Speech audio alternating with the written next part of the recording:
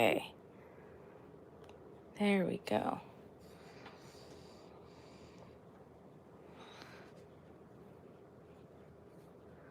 All right. Let's see here if I can see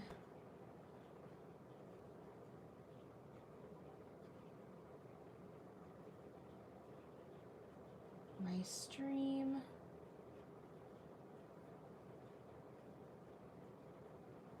There we go.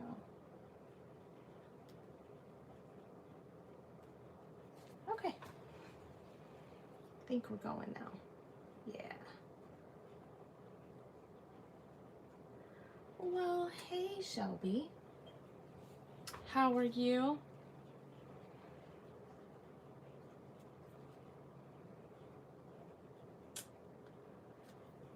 I am just going to kind of keep, I guess, talking and coloring here. I'm trying to get as much of this done as possible while people kind of log on. I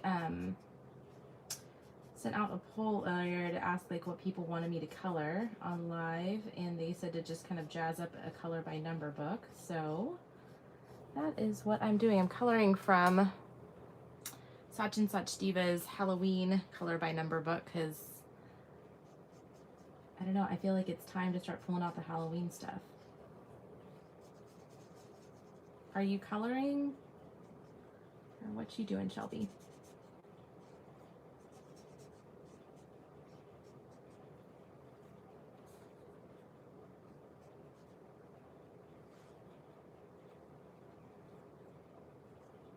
I'm always curious what people do. I know most people probably are coloring or just hanging out.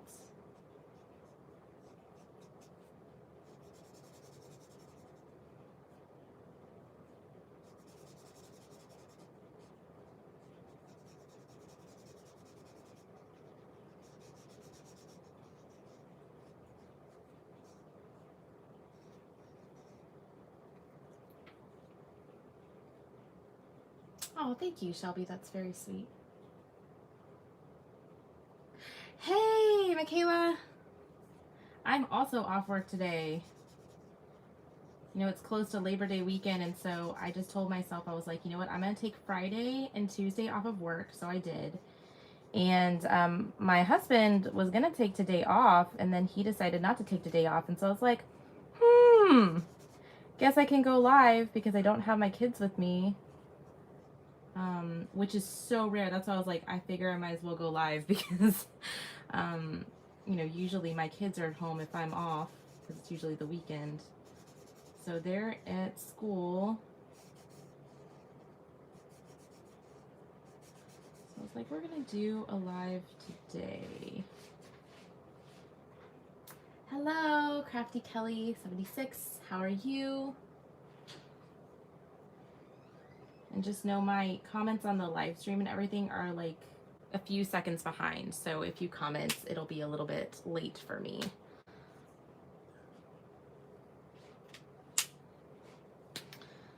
But I'm kind of figuring to just give everybody some time to kind of get on. I don't know how many people are available in the middle of the afternoon on a Friday, but I'm really excited about it. I got my kids up for daycare and kind of got them, you know, dressed and ready to go. And then I was just sitting in the living room and I was like, what should I do? And it was like, you know, 7:30 in the morning. You know, do I get up and start doing things? Do I try to be productive and work ahead, you know, for the weekend, like doing laundry and stuff like that and, you know, cleaning? And then I just said, I just want to sleep. It's so rare I ever get to sleep in. It's so rare that I ever just get time to just sleep pretty much until however long I want to. So I slept till, I went back to bed and slept till about 10:30. And then was like, I need to get up. I need to eat something. I need to get moving. So, yeah. Oh, so Kelly, you're off from work today too? That's awesome. Seems like a lot of people. I figured today might be a good day to stream, to live stream too, because I figured some people might be taking off from work. to, you know, taking off of work just to have an extended weekend. All right, are there any other 8s? I don't think so. I'm trying to get through just the base coloring of stuff so that I can get to the good stuff. Anybody else freaked out by the pink cat? He's kind of creeping me out. I checked like 4 times. I was like, he's the number 4, he's light pink. He's number 4, he's light pink. I was like, okay, all right. I don't know. Never seen a pink cat before, but he'll come together. We'll figure him out. I didn't know if he was like a zombie cat that came back from the dead or what he was. Yellow.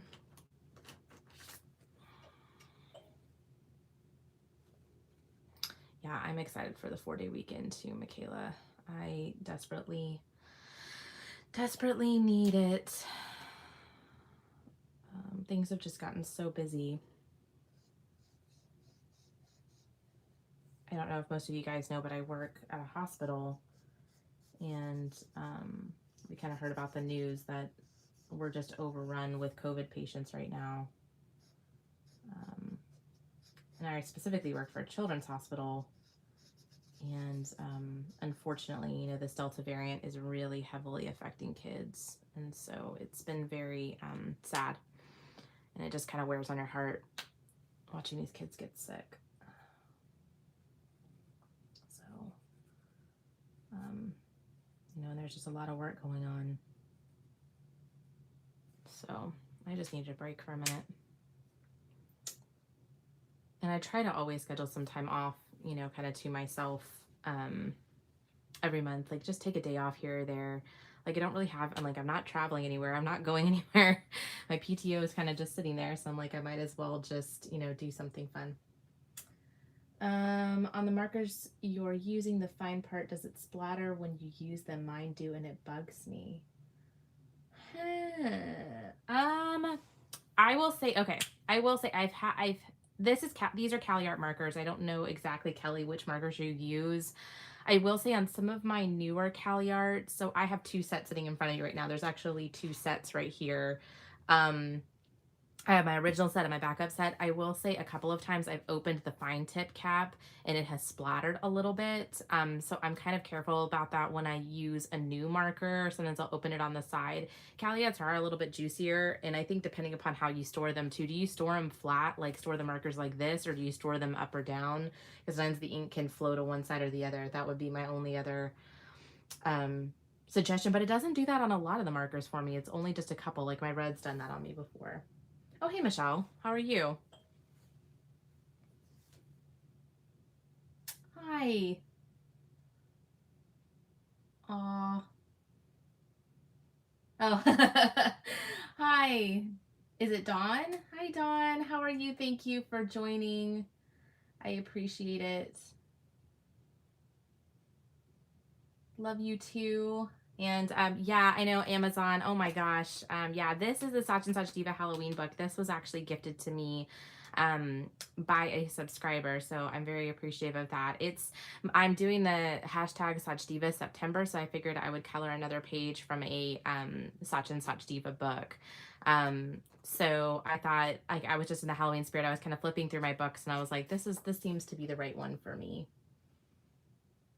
Oh, Michelle, you need a good salad recipe? Okay, so let me tell you guys. So I've been on, I said I wasn't going to talk too much about it, but I'll just spend a couple minutes. So I joined Weight Watchers. I've been on that journey now for about 3 weeks. I've lost a total of, my last weigh-in was last week. So I lost about 7 pounds in 2 weeks, which yay. I'm super, super excited about. I actually just saw my doctor yesterday just for my annual physical, and she knows that I've really been on this journey to lose weight. And so she's going to be drawing blood work over the next few months, just weekly, just to kind of track and see how I'm doing. I don't have any comorbidities. I haven't seen any major, issues with my weight, causing other issues on my health, but it's just, I didn't feel good. And so being on Weight Watchers, you have like a point system, so you can eat, each food has like a certain number of points. And so I'm married to a chef, fortunately. And so he has done a lot of meal prepping for me. And I will say he not once has made me a salad. So I have not had salad at all, but there are on Weight Watchers some foods that are 0 points. And so one of the things that's 0 points that you can eat as much as you want to are fresh fruits and veggies. And so I love fruit. So I have been eating an ungodly amount of fruit. So I had a couple of bananas this morning. I have realized that I have a love for pink lady apples. Had no idea those existed, but we did my son really loves to eat apples, and so we were trying to find like what's the best sweetest apple, and so we did an apple challenge the other day, and my husband cut up 3 different kinds of apples, and we kind of blind taste tested them, me and my son, to determine which apples we liked the most. And so I think my son liked the Gala apples, and I was really a big fan. No, my son liked the Honeycrisp apples. I really liked the Pink Lady apples. So I've been eating apples, strawberries, bananas. I've also gotten at our local grocery store, they have these plum cots, which are a hybrid plum and apricot together. They're real small. They're about that big. And those have been amazing. I've loved those. I've been eating lots of grapes. And then my husband bulk makes sauteed green beans in like this big container for me that I kind of scoop out and eat with whatever I want to eat for lunch or dinner or things like that. So it's been really nice. Yeah, being a diabetic, you have to watch your food intake. My father-in-law that lives with us he also has he's also a diabetic, so he does have to watch his fruit as well. But he eats a lot of clean veggies. He really likes zucchini and squash and tomatoes. He likes eating like little cherry tomatoes and stuff like that. He'll eat a lot of that. Hey Meg, how are you? Shelby, strawberries are my favorite. Yes, I am a strawberry fiend. I buy like the big containers. HEB, I don't know if you guys have HEB around a lot of other areas. Meg knows what I'm talking about when I say HEB. HEB has like these big massive containers of cut strawberries right now, and I go through 2 to 3 containers of those a week. They are amazing. I've also made one thing I've made, Michelle, that's really good, which actually I make it with Splenda, so it's not so bad for diabetics, is it is overnight oats. And so but they're called brownie batter overnight oats. So it's got like cut oats. I use Splenda for the sugar. I put in a few chocolate chips, and then it's cocoa powder. I put fresh cut strawberries in there. I put non-fat yogurt, fat-free milk, and you mix it all together. You leave it overnight, and it'll make a pretty sizable bowl. It makes about 2 cups. And I just put some fresh strawberries on it in the morning, and I eat that for breakfast, and that is absolutely amazing. I absolutely love it. So I love that. Yeah, I love HEB. Yes, HEB. HEB is fantastic. Do y'all, wherever you guys are online, do y'all have an HEB grocery store? I know they're Texas wide, and I think, Meg, are they somewhat of some of the surrounding states of Texas? I know they originated in Texas. I don't know the whole story of HEB, but I know they started in Texas, and they're an amazing grocery store. They do a lot of like, local, they source from a lot of local farms and local areas. Really just positive family owned business. And the HEB stands for I guess the original owner, and his real name, and the reason I call it HEB, I think it's Herbert E. Butts is his actual name. And so that's why it's called HEB. Because I don't know that anybody would go shopping at a Butts grocery store. I don't know, maybe that's just me. Okay, I'm trying to see here. No chain in Las Vegas. Michelle, you're in Las Vegas? Michelle, I'm coming to Las Vegas. I am coming to Las Vegas in March of 2022. So my husband and I, one of the things that we've always done together, and this has been like since we've been dating, has been, hold on, let me find a good red, guys. R107. is that so we collect board games. And so when we were in college, we were really, it was expensive to go to the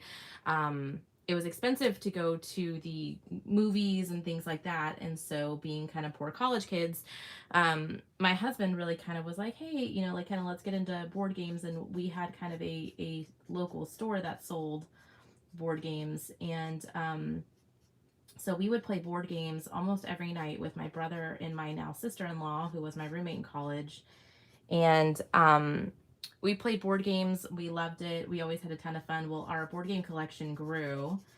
And it's something we've done like with our church group, like where we always sponsored game nights at our church and with kind of our Sunday school groups and, life friends. And we still, people to this day, I mean, years and years later, still attend our board game nights. We used to have them religiously every single week on Friday or Saturday until we had kids. And then COVID has hit. And so with COVID, we haven't been able to have people back over to our house, especially with the Delta variant now and it affecting even vaccinated people. We're both vaccinated. We've just held off from it because we have our kids at home, and our kids, of course, are unvaccinated. They're too little. No HEB in Missouri. Oh, so sad. Okay, so let me circle back around to Las Vegas. So Las Vegas, Michelle, I'm coming to Las Vegas because we started, I guess before we had kids, we started going to board game conventions. There are actually conventions that are held throughout the nation. There's usually one in Dallas every year, which we would go to. That's called BGG Con. Board Game Geek is the name of a big online, board game forum presence that my husband follows very closely, and that's how we find out about a lot of board games. So they usually have a convention every year in Dallas that we would go to. There's a big one in Indianapolis every year that's like a really big worldwide one, and that's the biggest one we've ever been to. That's called Gen Con. And now there's actually a YouTuber that has a YouTube channel called the Dice Tower. And the creator of that channel, and now really that company, because they're really a company now, they are having a convention in Las Vegas in March. So we are going with some really good friends of ours to Las Vegas in March. Hopefully COVID won't ruin those plans, because we were supposed to go to a board game convention last year in the fall, to the one in Dallas. And that got canceled because of COVID, obviously. So we are so hopeful and crossing our fingers that we get to go. My husband has never been to Las Vegas before. I have been to Vegas before, but I was 13. I was very young, 12 or 13, I think, when I went. So I've never been as an adult. So we're really, really excited to go. And our friends have a timeshare up there, so we're going to be staying at that timeshare with them. And the timeshare is actually really nice because it's got like two living spaces that are kind of somewhat connected. And so it's going to be nice. We're going to have lots of nice room to kind of spread out and room to ourselves, and but still be able to kind of have plenty of space to come and play board games together and stuff. So we're really, really excited about that. Kelly, you collect Monopoly games? Oh my goodness, that's amazing. How many do you have, Kelly? How many Monopoly games even exist? I feel like there's so many of them. I missed a number 10 here. Oh, and all of these are number 10. Okay, that's interesting. 10 is red? Yeah, 10 is red. Okay.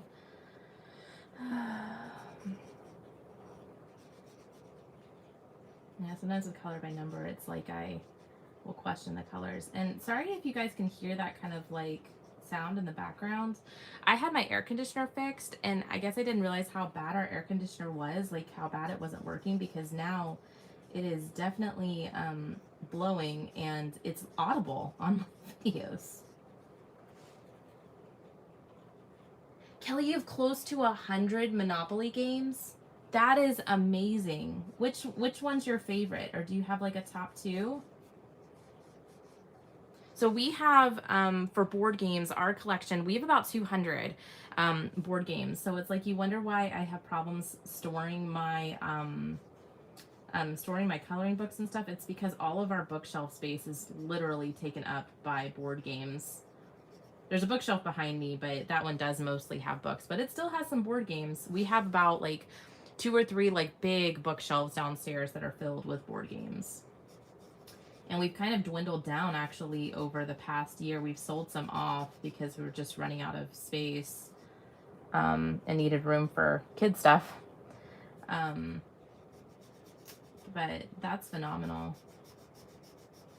Yeah, my favorite board game, I really like cooperative games and then kind of light strategy games. I know for me, and this is why Monopoly has been a hard one for me, is that it just takes so long. Anything that really takes over an hour to play, I'm almost out. I just don't have the attention span for that. Is a timeshare the jockey club? Huh. I don't know. I don't know, Michelle. I will have to ask. I will have to inquire. I don't know. I honestly will say I haven't been a huge part of the discussion around all the plans. My husband really has kind of, he's really been the one to kind of put all of it together. So I will definitely ask, though. I'll see. I'm not sure.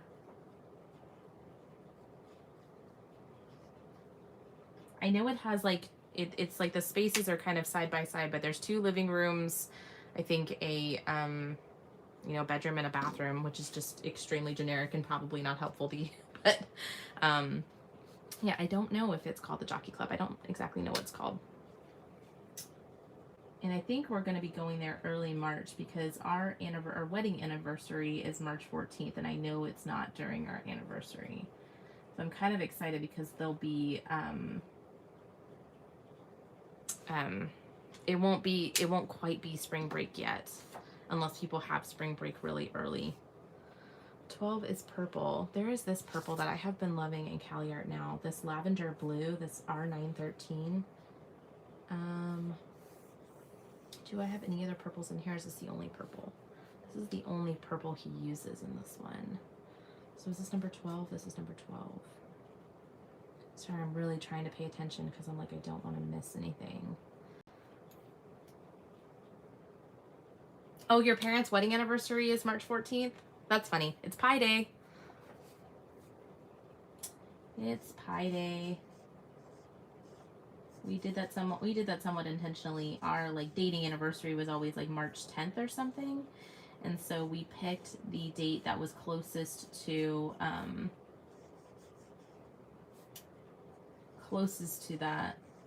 that was on a weekend. And actually, when we got married, we got married real young.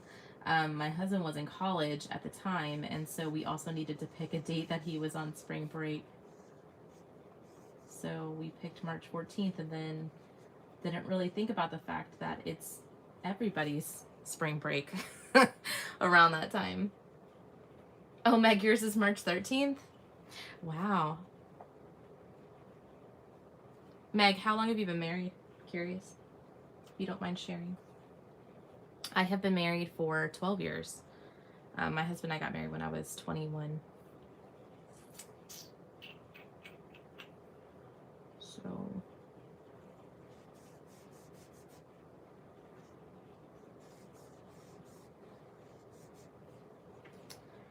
we have been married for 12 years, and it seems crazy. It seems really, really crazy. We talk about that all the time. My cousin was actually born the year we started dating, and he's now a high schooler. And so we laugh about that all the time. We're just like, wow, our relationship is as old as a high schooler.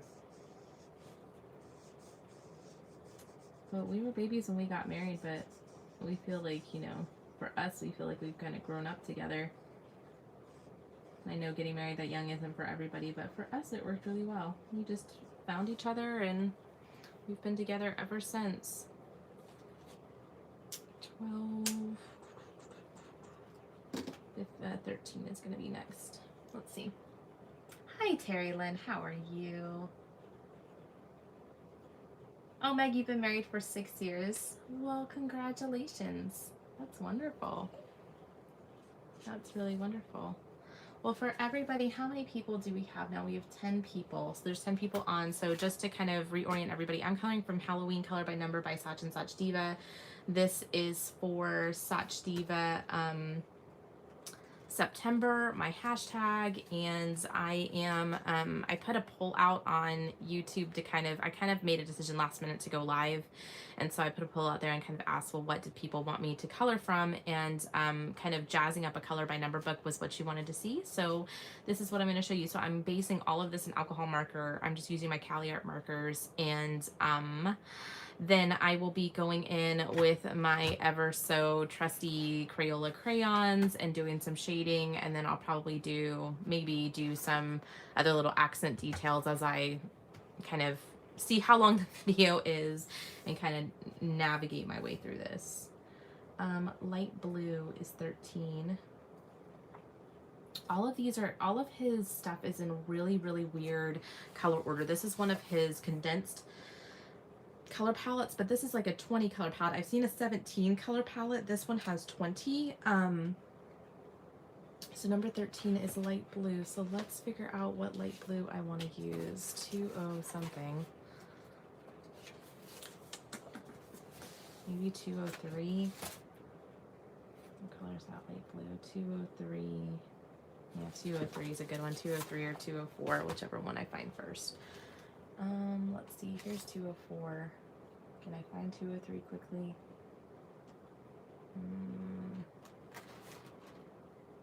No, this will have to do. So, yeah, so I figured it's time for some Halloween coloring. Hi, Lisa, how are you? Thanks for joining. I know this is probably going to be a fairly long little video. My kids are in school and daycare right now, and I had the day off. My husband's at work. So I figured we would just talk, chit chat, see how everybody's doing.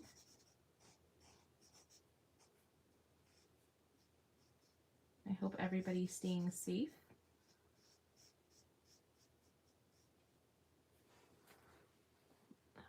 Let's see here. Any other 13? Yes, there's a couple here.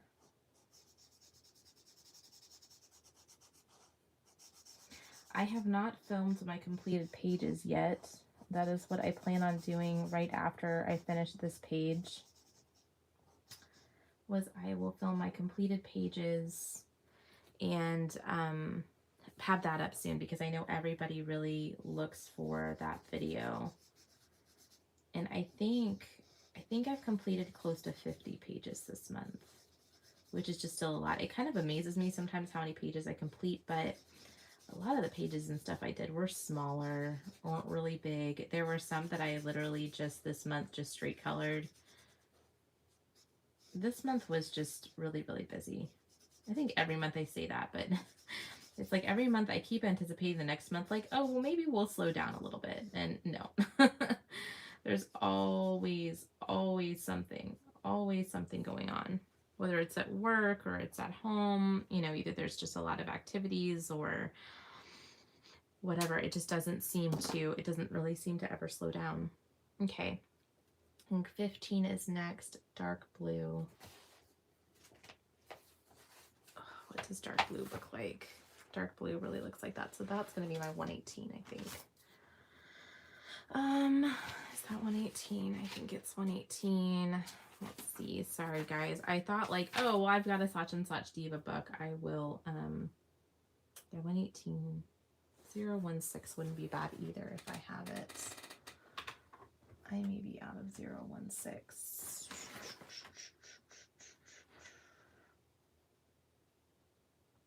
Because this is going to be dark.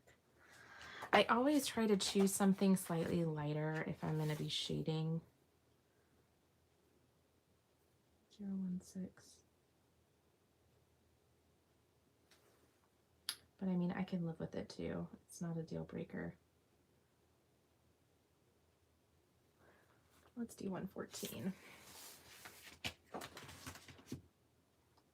Oh, thanks, Terry Lynn.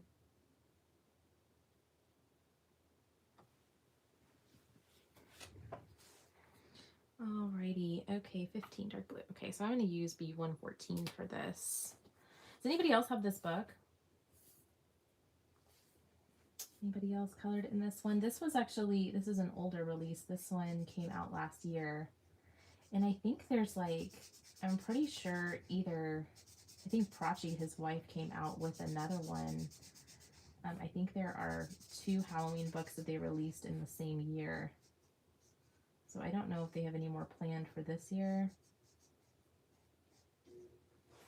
I'm curious what everybody's take is. I really like cutesy Halloween. Like, I'm really big into the cutesy Halloween coloring, kind of like this. Like, you know, it can be traditional Halloween content, but I really like kind of the more cutesy style. Are you into like cutesy Halloween, or are you into like gory Halloween? Like, you want to see the blood and guts and all that stuff. Let me know in the comments below, or on the side, or wherever your comments show up. I'm just curious. I'm curious how many people really like the gory Halloween stuff. Michaela, I know you like a lot of Alan Roberts stuff, so I know you like some of the gory Halloween stuff. Yeah, cutesy Halloween too. Cutesy, yeah. See, like, who was it? Color Questopia came out with, you know, a Halloween book just recently. And so I looked at it and I was like, oh, I was like, it's not cutesy Halloween. It's more kind of that horror Halloween kind of stuff. And so I was like, yeah, we have to skip that one. Not that I have anything against the gory stuff, but like, I was not the kid who watched like horror movies growing up. I was like the kid who my friends would drag me to the horror movies, you know, or go watch scary movies at the theater, and I would just have my hands over my eyes the whole time. Because for me, I guess like I'm an extremely visual person, and so if I saw it, it would like, you know, I would get flashbacks, you know, to it, like when I would try to go to sleep at night, and I would get too scared. And I had a really good friend in high school who just absolutely loved horror movies and scary movies. And even now, like, my husband and I watched, you know, Game of Thrones, and there were some of those scenes and some of those episodes that I'm just like, I just wish I never watched that show. Because I still get flashbacks of things. I think I have just too vivid of an imagination, like that. I can't watch that stuff. Like, it just kills me. This is really close to that purple color. But what I've learned though is like the more and more I use markers and crayons and stuff, is I'm just like, you know, it all, when you add the crayon and you add the shading to it, like it all ends up working out fine, because you can find enough contrasting colors to do that. Okay, let's do this big space. Let's do number 14. What is 14? Light brown. What do I use for light brown usually? Y713. What's this one? I use salmon. And let's find, do I have Y713 in my, yeah, here's like my backup set of Cali Arts. I just want to make sure I have a backup just in case, because some of my Cali Arts really are starting to run dry. Let's see, have I used 713? Have I pulled it out here? No. So this is my system. If you've never seen something like this or want to find out a way, if you have 2 sets of the exact same markers, I keep index cards in my markers. So this is my original set here, and in my original set I also have a card, And so these are my colors that are gone. So these are my colors that I've used in my original set and I have used up in my backup set. So I can keep track of, like, if I'm looking for a specific color, I can keep up with, like, hey, I've already used that. For colors removed, this is the colors that don't exist in my backup set anymore. So I do have a Y713. And so I try to, when I use like my larger spaces, try to keep my backup marker close. Just in case this marker runs dry, because I already, before I even got on live, I was running dry on one of my markers. Bye, Terry Lynn. Yeah. Ordered some more books, Don. Ordered some more books from Sachin, and love the books from Color Questopia. Yeah, they are my two of my largest collections. I will be doing my ranking of my Sachdeva books this month, because I'm doing my color along, my Sachdeva September color along. I will be ranking my Sachdeva and Prachi Dewan Sachdeva books. I think I'm going to do them separately. I haven't counted how many of Prachi's books I have, but I still think I have a fairly sizable amount of each. I've got to have at least 6 or 7 of Prachi's books. But I think my entire collection, like if you were to combine 2 of them, because I've got 3 kind of little bookcases full of them, I've probably got close to 25 to 30 books just that are Sachdeva and Prachi Dewan Sachdeva. They're 2 of my absolute favorite illustrators, and it's because of the fact that they have a nice like variety of different types of books. So if you saw my September plans video, I kind of showed like they have just a wide, especially Sachin has a wide range of different book types that he does. And Prachi does too. And so like that's the thing, is that it's like, you know, you can own just books from them and own a lot of different kinds of coloring books. Sachin said he was going to release a lot of books in September, so we'll see. We'll see. Save some of those coins. But I feel like now we're getting closer to December, that now it's kind of time to start putting stuff on your wish list, you know, so that you can have friends and family members buy you books too. I've been doing really good with not buying any coloring books. Until recently. And I think I've bought like 4 for myself. Yeah, let me show you, because I haven't hauled these. Let me just grab them because they're literally sitting right in front of me. So these were some of the books that I bought recently. I bought this one, this one, this one. I'd like to show you some like interesting stuff. And this one. So I bought these 4 books just recently. So this one, Kawaii Sweet Treats. I love coloring food. I think Meg, was it Meg? Did you mention this recently too? You like coloring food? I think you mentioned it. I was like, oh, you're my soulmate, because I love coloring food, like especially like cutesy food, and I love kawaii stuff.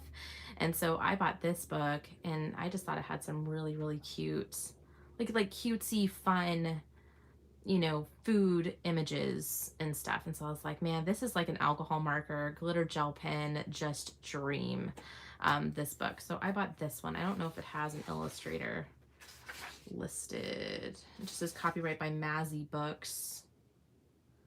Hand-drawn kawaii style illustrations. I mean, this is what it looks like.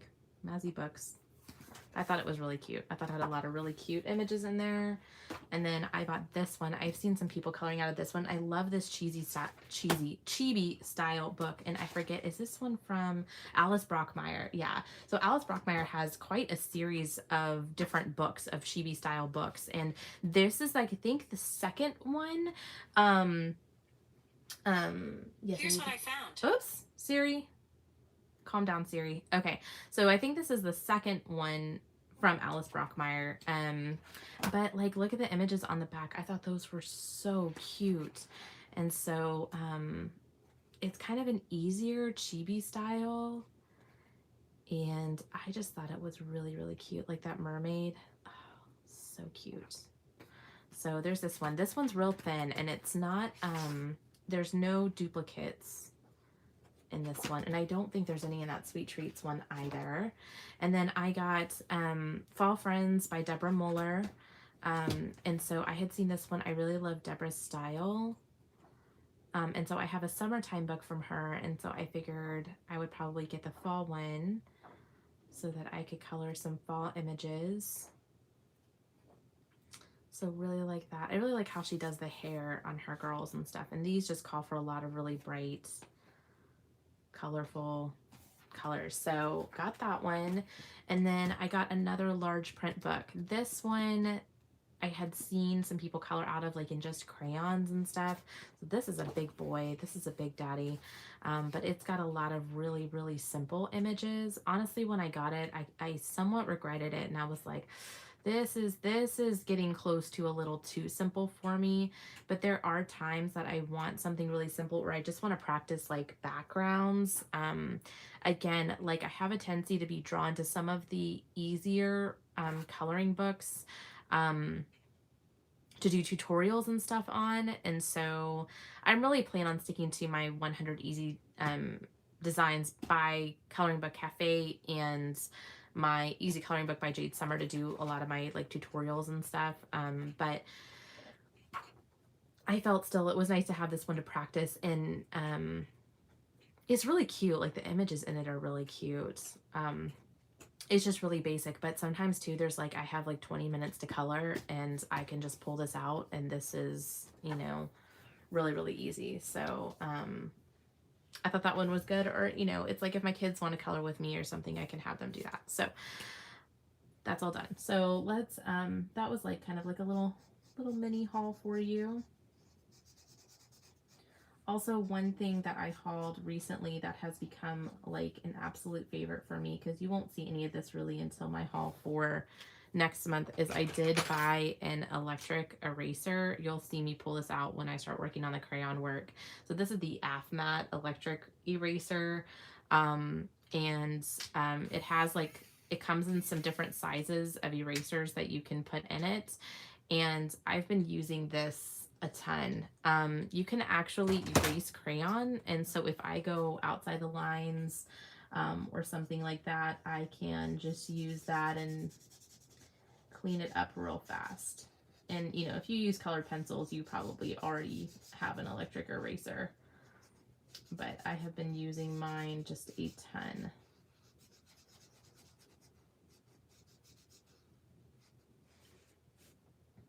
Let's get this background done so we can get on to the good stuff. I really enjoy the kind of finishing touches of the page. I'm doing that. Coloring cute dinosaurs. Yeah, Sachin Sachdeva book. Really, really stinking cute. That's a cute one. I forgot to pull that one out when I was looking at, I debated between this book, the Cute Unicorns book, or the Unicorns book by Prachi. It's one of my favorites. And then I also pulled out, did I pull out Cute Cats? No, I pulled out the Dragon one, which I think is also by Prachi.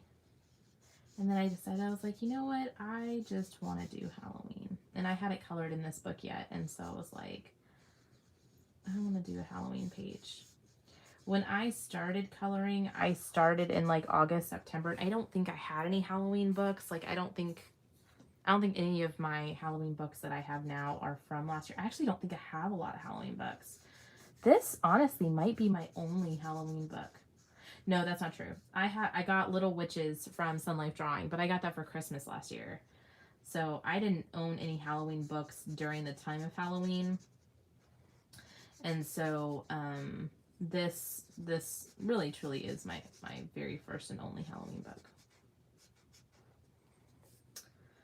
And so I think that's why I'm excited to work in it, because I was like, I really just want to color Halloween.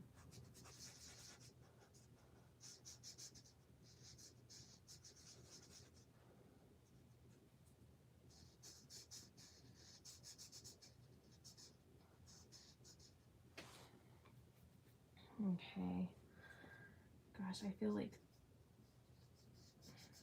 I knew this was going to take me forever while I talk. Anytime you talk while you're coloring.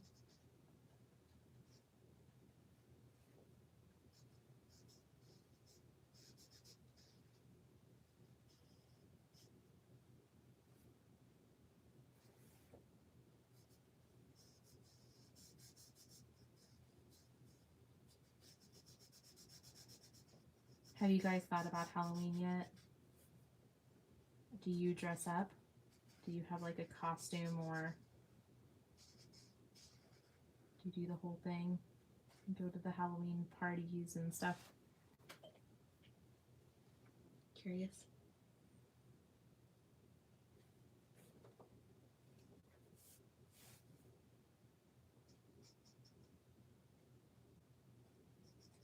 I never really dressed up much for Halloween, especially as an adult. Wasn't really my thing.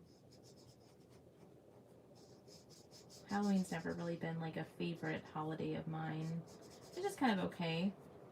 But I've gotten into it a lot more recently because of my son. My son just thinks it is so much fun. So his first year he went, the first year we actually, did Halloween. Oh, this is really dry. The first year we did Halloween with him, we dressed him up as a pizza slice. That's really cute. He looked like a little slice of pizza. And then last year he wanted to be a vampire. So we dressed him up like a vampire. He was so cute. He was like 2.5 or 2, almost 3 years old at the time. And, like those little 2-year-olds got that little kind of round tummy on them. It's so cute. He looked like a cute little chubby vampire.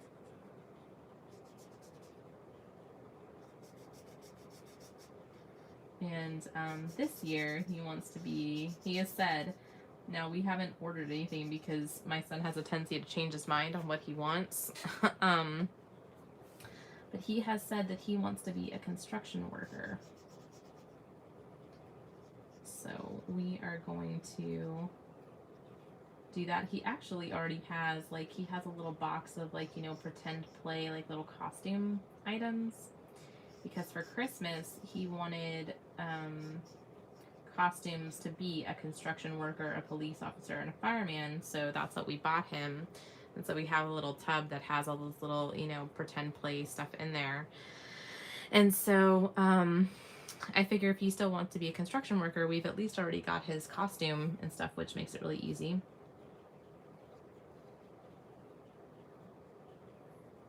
Oh, I'm sorry, Michelle. I hope you feel better. Go lay down and take it easy.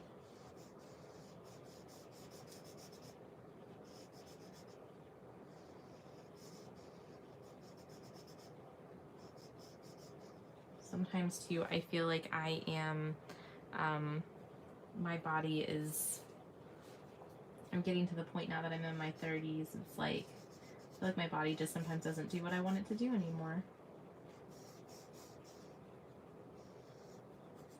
And that can be frustrating.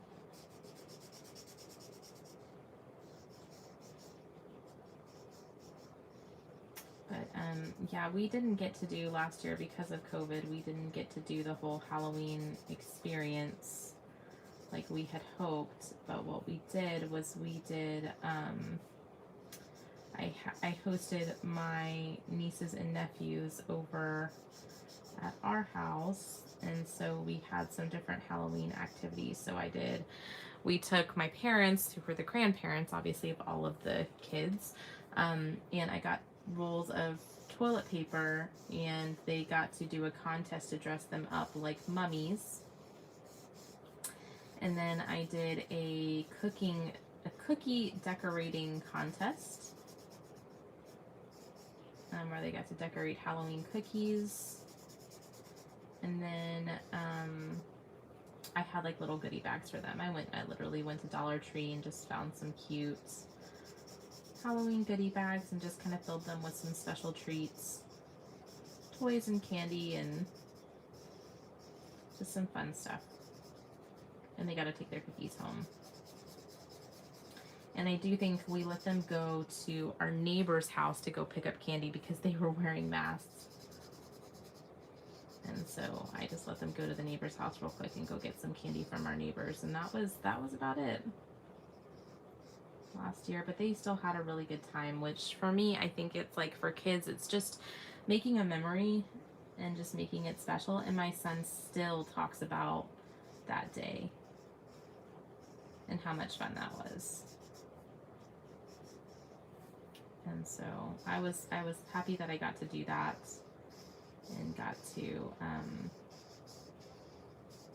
spend some time with them that way. And I mean, I'm thinking we'll probably do something comparable this year, except we're really not, I'm not taking my kids around other people right now other than daycare, which is a necessity. They have to go to daycare because my husband and I work. I think it's just when you're a healthcare worker and you're seeing all these kids get sick, it's like I just get to the point to where I'm paranoid about my kids getting sick. I just don't want my kids to get sick. And like I mentioned, like with this Delta variant,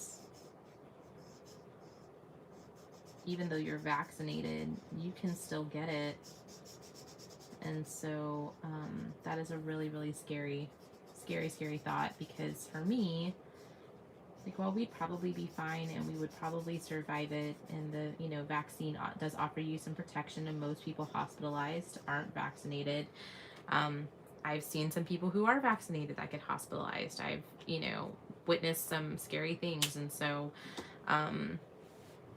I just try to do my best and take all precautions that I can. And it just stinks. It just really stinks, because I want to take my kids out to the park. I want to have them, you know, go and do all of the fun things, but I just can't right now. And it kills me. It really, really kills me. Okay, green. Let's do, there's no 16. I kind of want to do a little bit of a different green, because his body is green. And if that's the only green, there's no 16 on here. And I kind of want to do a gross looking green. You know what I mean? Like a 915 right here in front of me. Kind of a more zombie looking green. So we're going to do this one here.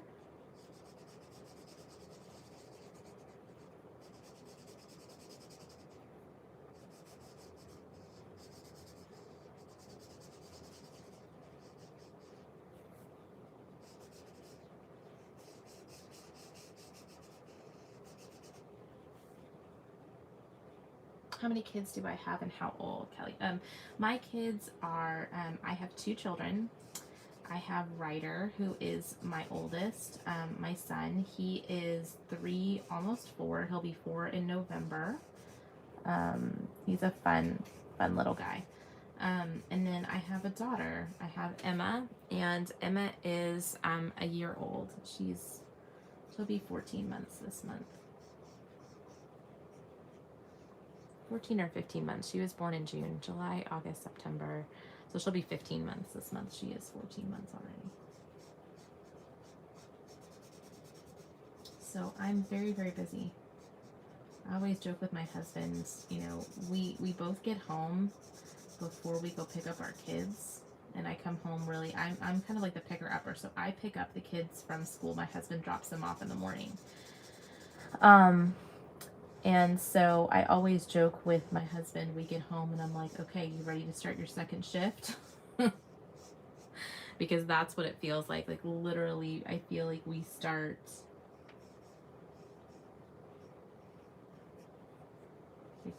our second shift of work when our kids cross through the threshold.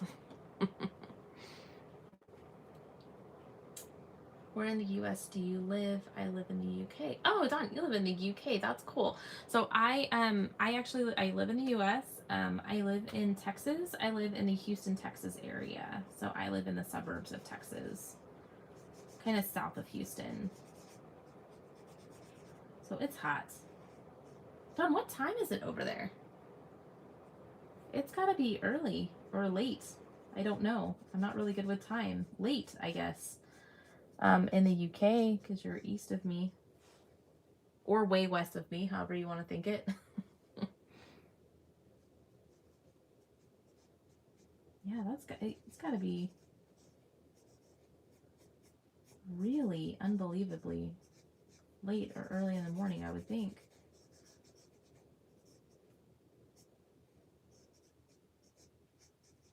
I don't know how many hours of difference it is. But I would guess you're at least 12 or 14 hours ahead of me. I think maybe it's really late at night over there. It is almost 1 o'clock in the afternoon over here.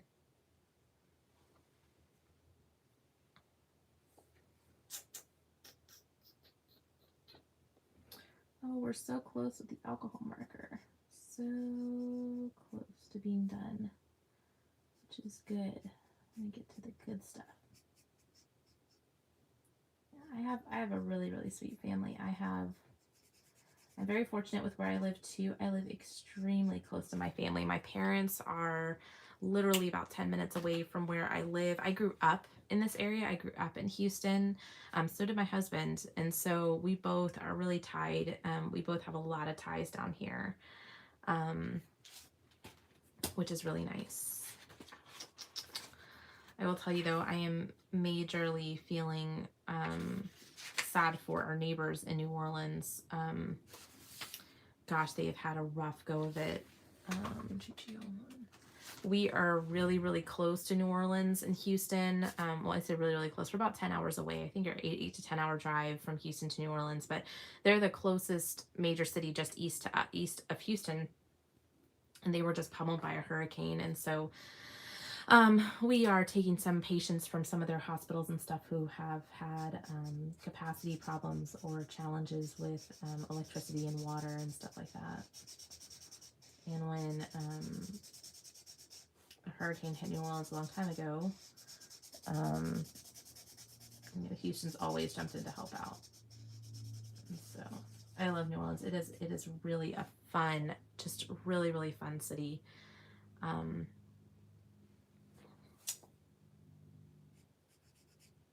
It's a fun place. It's a fun place to go. We've gone on vacation there before, and I really, really, really want to go back. The food and the culture in New Orleans is just something like unparalleled. Like you just can't experience that anywhere else in the world. It's 6:54 in the UK. Okay, that's not too bad. That's not too bad. 6:54, so it's dinner time. What you having for dinner, Dawn? Is it Jeanette? You live in the Netherlands? I hope I'm saying that correct. Jeanette or Janet? 8 o'clock in the evening where you live. Oh, I want to go visit the Netherlands. I've heard the Netherlands is absolutely beautiful. I have been to, I'm so bad at geography. I think they're close to you. I've been to Switzerland. Switzerland was my absolute favorite place I've been to internationally. There are some beautiful places in Italy too that I've been to, but I took a trip in high school with my grandparents to overseas, and I absolutely adored it. We went to Germany, Austria, France, Switzerland, and Italy. And Switzerland was my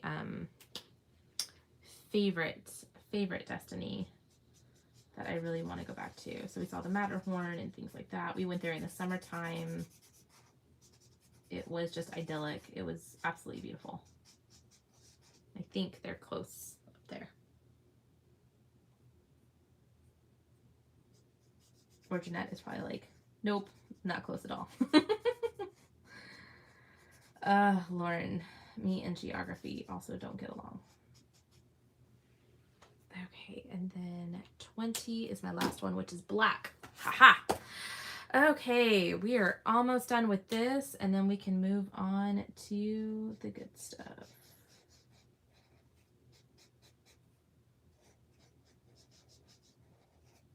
He looks pretty cute.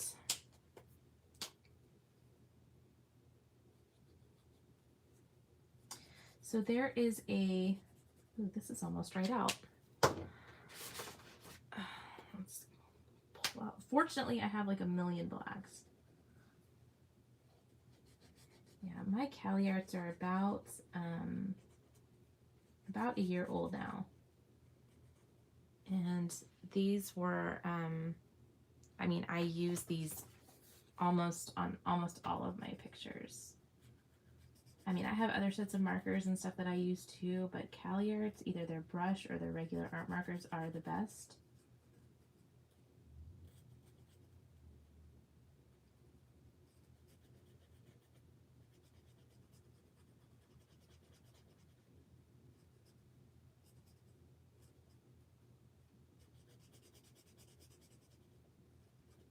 Give him his black hair.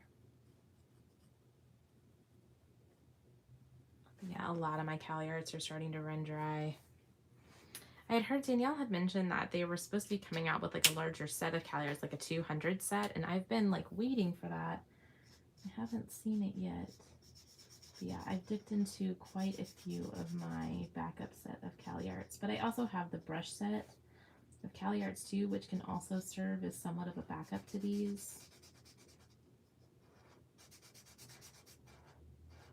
And I have like a love-hate relationship with the Calyard brush markers. Sometimes they're like exactly what I need, and then other times I'm like, the brush on them, I feel like the brush nib on them just wears out really quickly. It's probably also because I just abuse them. Like I just use them all the time. And I will say that the paper, like the Amazon paper, is not kind or friendly to any type of like brush marker. Okay, is this one really dry? That's all right. Okay, I'm gonna still keep it out. Okay, so that is that page. I hope you like it. I'm gonna move on to the good stuff, or what I think is good stuff. Okay, it's very flat and wet in the Netherlands, but you can cross the whole country in about 4 hours. Oh wow! So you can see the whole country on vacation. So that's a plus. Oh, that is cool. Yeah, my Calyards are really, really great. Okay, you'll see, I don't know if any of you guys noticed, where I have some of this like washi tape on some of my Calyards here. I want to show you guys real quick something. Where did I put it, or did I throw it away? I may have thrown it away. So you guys saw, or may have heard these yellow year pages. These Ohuhu small little skinny guys. I actually sent, I may have just thrown it away. I sent a video to Ohuhu where I swatched, they sent me a new set of them just to see if maybe the set I had was like a bad set. So I actually have like 2 sets of these suckers. I swatched them and I'm just looking around because I feel like I kept the swatches, but I don't know where I put them. I swatched these, and I swatched some of the Calyards that were comparable colors. So those are the ones that have the blue tape on them, just to show Ohuhu, like, you know, your markers are legitimately yellowing the pages. And so I sent that off to Ohuhu. They did respond. I mean, their customer service, honestly, I will say, is really, really great. They did respond back to me. They have watched my video, and I can tell they've at least watched it 3 times. They watched my video, and their product team apparently is looking at it or assessing the situation or deciding what they want to do.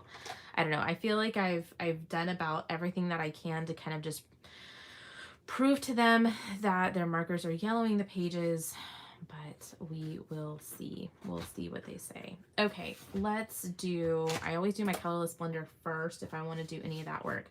So I like to use a colorless blender on the background here, just to give it some like fun texture. Like you can even tell my marker was running out like a little bit and how it's kind of fading. I don't mind that at all because the background of it is not where I'm concerned with. So I'm literally going to take my colorless blender and we're going to go over anything that's in the background. And this is, you know, pretty fast. It's just alcohol.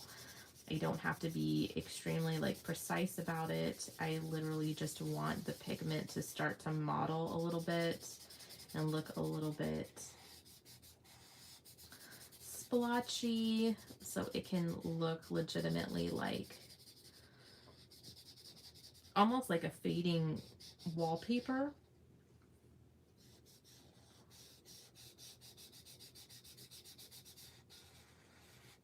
Because there are times too that I'm just like, oh, I meant to do the alcohol marker or the colorless blender, but I will have already used my crayon, and this will move the pigment of the crayon around. if you already have crayon or like colored pencil, like it will almost blend it. Like try to start blending it. I mean, it is a colorless blender. It's meant to blend.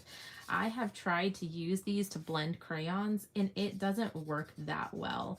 If you want to try to blend crayons, Gamsol I've been more successful with, or odorless mineral spirits you can use. I tried it on a page, and I think you'll see it in my completed pages for this month, and it's okay. Like, it worked okay. I wouldn't say it's the best. I mean, I think if you're really wanting to do a lot of blending, colored pencil is really the way to go. And I'm just not a huge colored pencil person. I have nothing against colored pencils. I really think I need to practice with them more.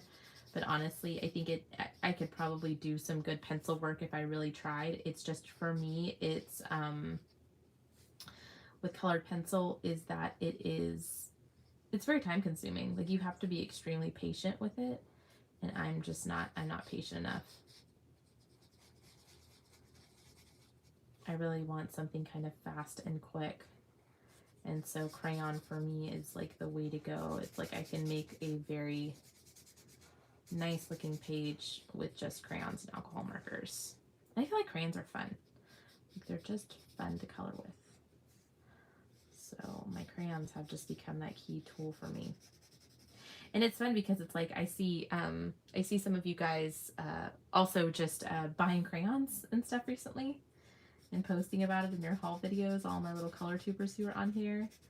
And I'm so flattered. I'm like, oh, we inspired some people to buy some crayons, to be like a kid again.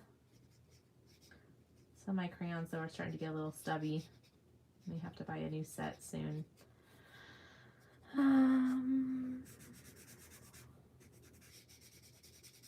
But I really like this 96 set. I think I've just gotten used to the 96 set of crayons, and I've just really enjoyed it. I'll do the red last. I'm gonna do the red brick too,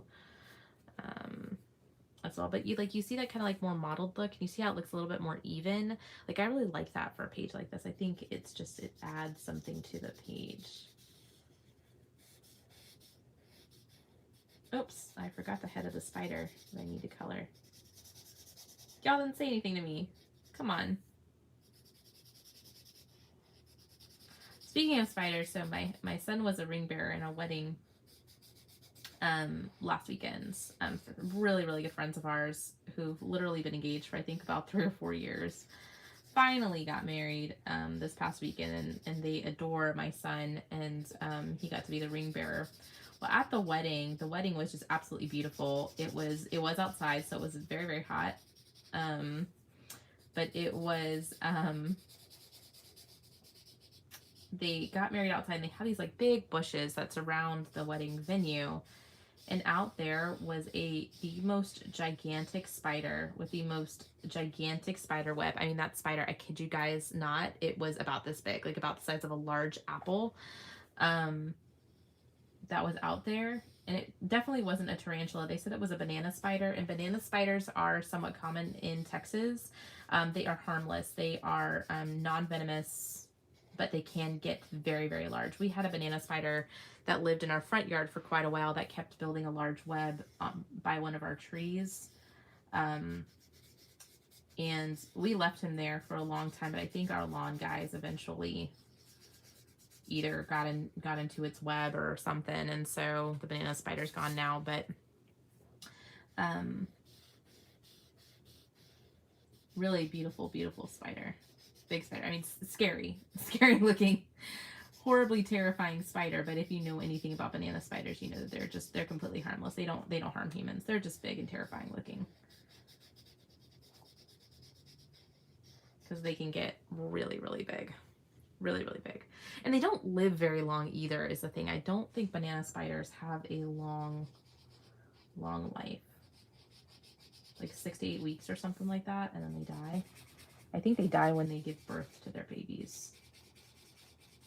Something like that. The moms do. We looked up some facts about banana spiders. I'm not the banana spider expert, so if you are, then correct me if I'm wrong, but I don't think they have a long life. And I think they die either right when their babies are born or right after, or something like that. Spiders were always one of those things though, like I grew up, especially here in Texas too, we have what we call like daddy long leg spiders that are just, they're really, really tiny, teeny tiny little spiders, but they have really big long legs. And they I grew up with them, and we used to play with them as kids, my brother and I.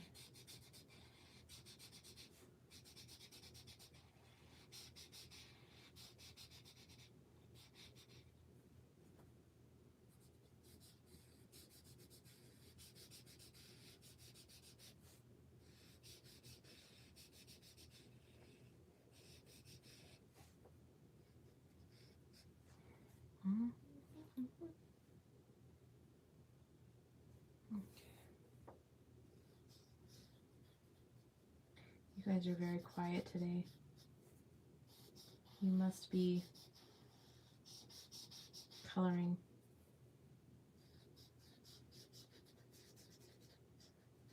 Which is nice.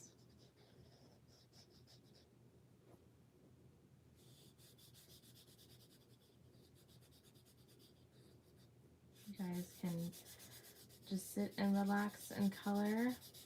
Do whatever it is that you are doing.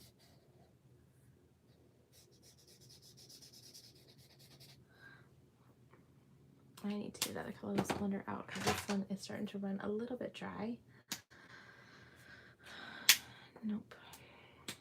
Did y'all see that? I think the spray marker is gone. They don't have any more of their products listed. I got a set of their brush markers when they were really cheap, and they have not been back on Amazon. I think I've seen a couple people mention that. It makes me sad because I really, really like their brush markers. I actually had purchased a set of their regular art markers, and they got lost in shipping, and so I never received them. And then I kind of went back and forth as to whether or not I was going to reorder them, or it was just fate that I didn't get them, because I was like, I love my Cali art so much, I don't know that I want to dip my hand in other markers.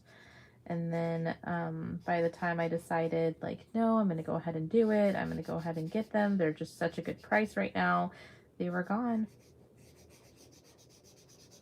And I couldn't buy them anymore. Which made me very sad. Like I said, I love them. They're a good marker, and I know there's a lot of people that was their preferred marker choice.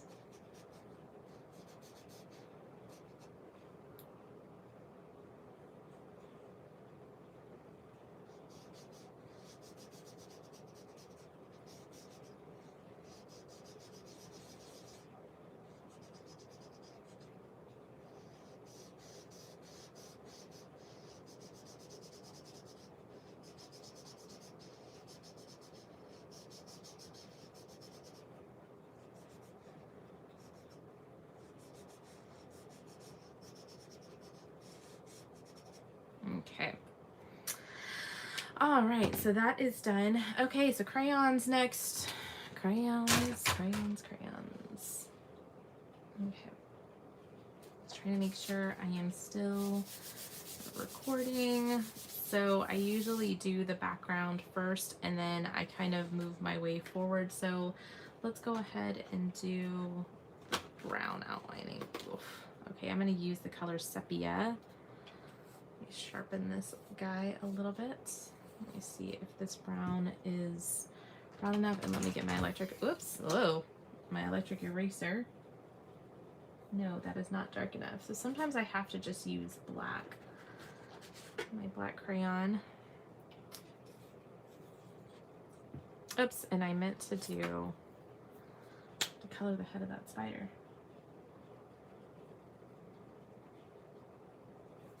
Okay, there we go. There we go. Now we're cooking with Crisco. Okay.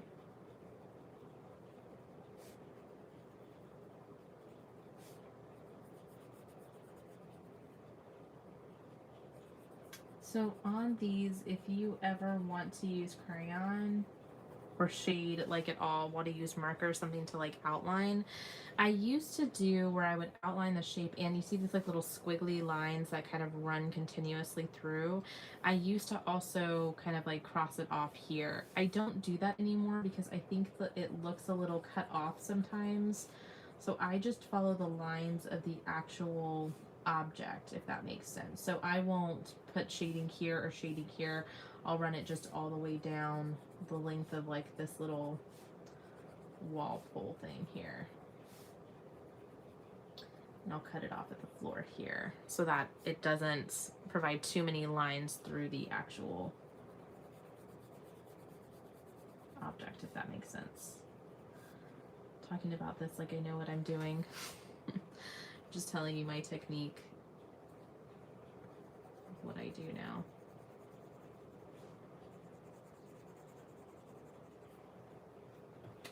Like, there's just something about shading an image that just gives it so much more life and depth. And so I really enjoy this part. I do not enjoy taking a lot of time on my images, and so that's why this is so easy.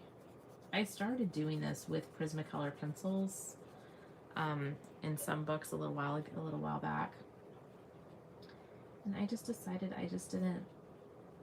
I guess I just decided I was like, well, I mean, it was working fine on smaller pages, like really on the Camellia Angel Cova miniatures pages. I think it worked.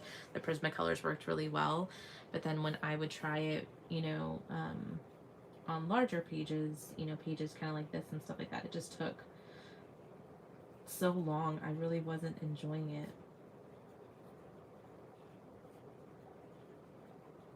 And as I'm shading too, I can kind of start to think about what I want to do, what other like little finishing touches and stuff I want to do on the image.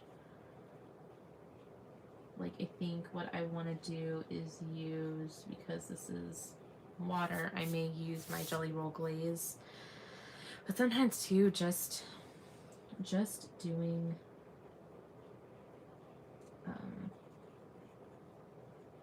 crayon is enough.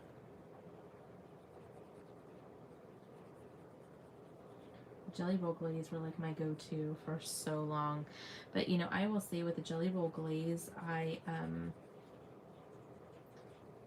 used those for a long time, but and that's kind of how I decided to look. Like, I decided I liked the look of shading, because with the Jelly Roll Glaze, you really kind of see shading, because it kind of darkens the outside line of whatever you're coloring. Oh, thank you. Voice of the Seagull, thank you. You love that I shade with crayons. Hi. Oops. This crayon's getting a little jaggedy. This is, I'm going to be using Chestnut to do this part here.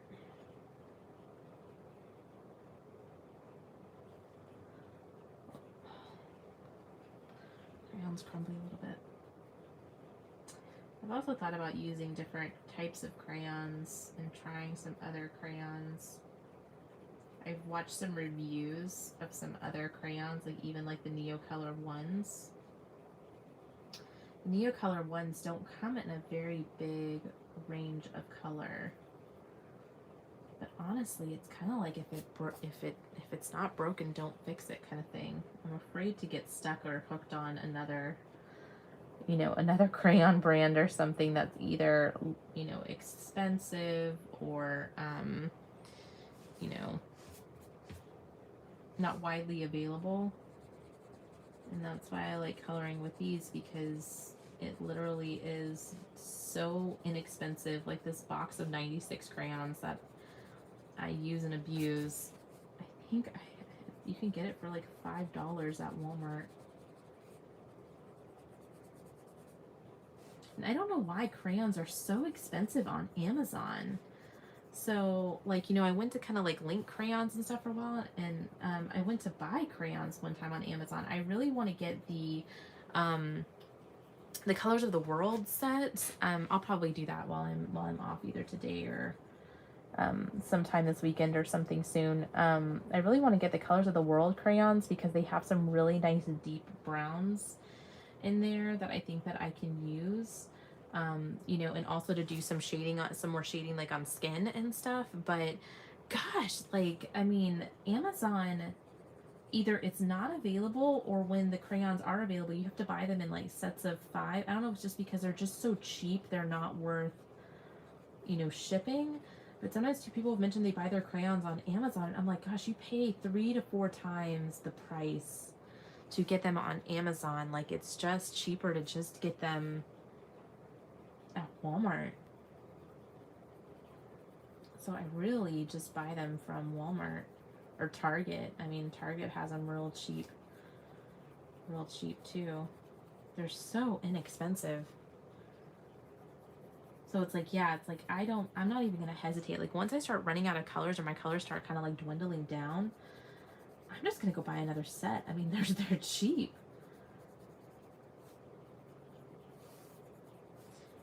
And Crayolas are so highly pigmented too, is the nice thing. Like, I mean, they Crayola makes some really, really good products.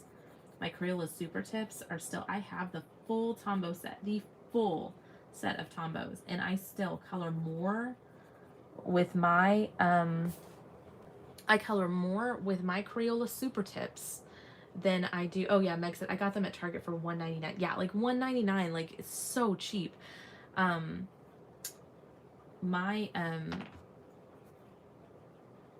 what was I gonna say about that? Yeah, my Tombows and stuff, or Crayola Super Tips, are great markers. They are great markers. For water-based, they have a nice color range. You know, they're streaky because they're water markers, but they're, you know, they're really, really nice.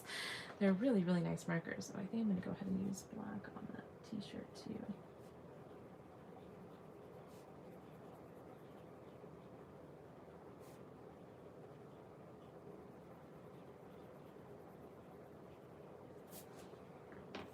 And his shoes down here.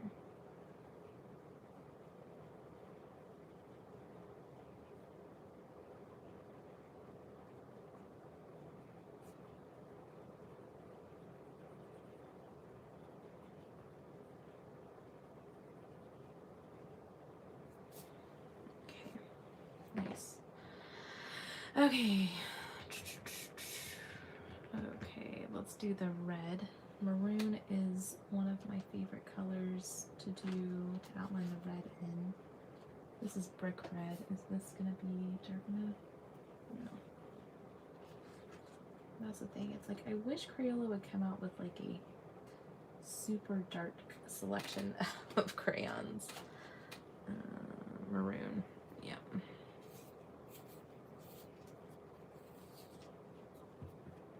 Okay.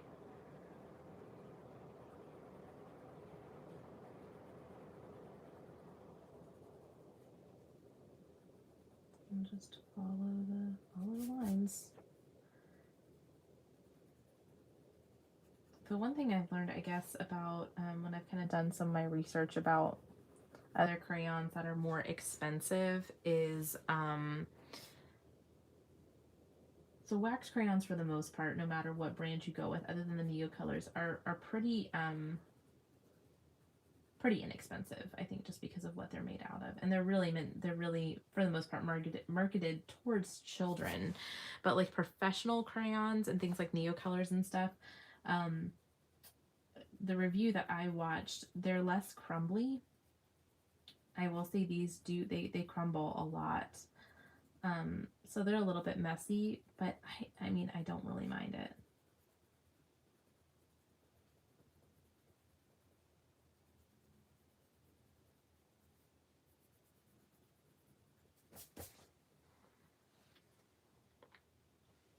See, there is just something about shading that just adds just enough.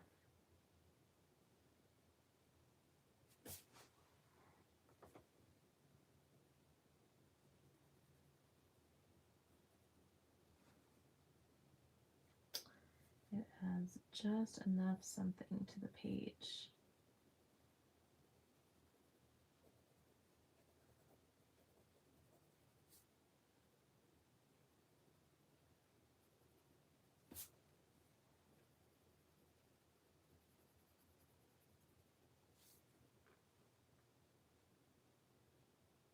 Yeah, worth every penny. I use my Tombows less than my super tips as well. It would cost me the same price to buy the entire super tip set to replace like 4 of my Tombow markers. Yes, Danielle, that is correct. That is accurate. I found my Tombows on eBay. I picked up a set at a really, really good price. I think I paid like, I don't know, 80 bucks, 60, 80 bucks, something like that. Like it was cheap. I don't even know that I paid $80. I think I may have paid closer to $60. And then there were a couple colors. There was like the newer colors that had come out, and so I paid for those, and that was like $30 or something like that just to buy the new colors of the Tombows. And I have tried them a few times, and I really thought that I would like them because I like the black Tombow that I use like in the Disney color books. I like to use them in there, but they don't lay down that great when I've tried to use some of the other colors, and I don't know. I don't know if maybe the set that I have, I asked them how old they were, and the markers were about a year old. So I still expected them to have something. But I don't know. Where's my yellow orange? Tangerine. Outrageous orange. Yellow orange. Yellow orange I like to use for yellow.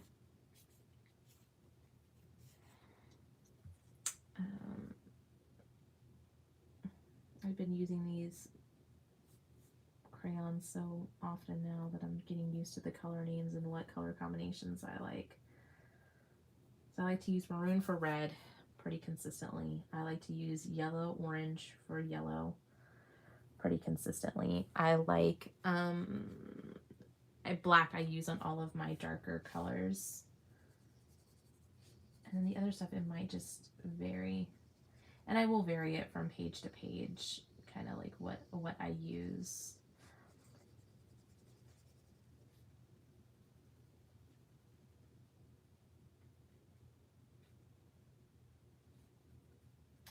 For orange, Scarlet is a good one. I've also used red orange on orange. Let's do Scarlet because I like Scarlet. Is it Scarlet? Yeah, this is Scarlet on orange.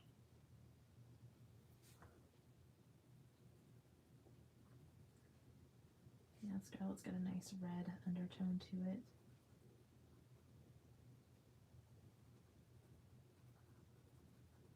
It's like you want to give it just enough something.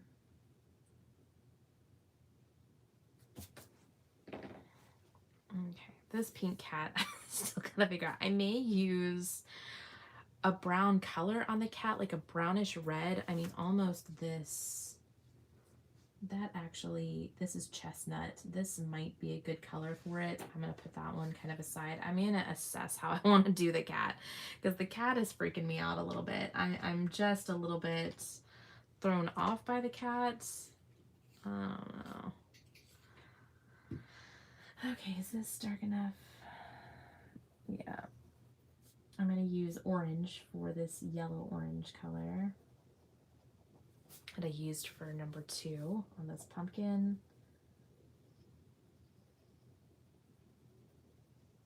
How's it looking on screen? Yeah, it always just looks a little more dead on screen.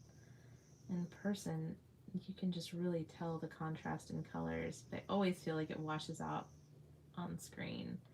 Hope you guys can see enough how much of a difference this makes, because or else it's going to be a really, really boring video.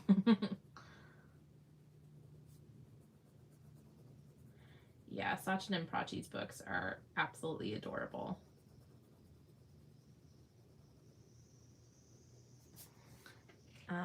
And they're really wonderful people.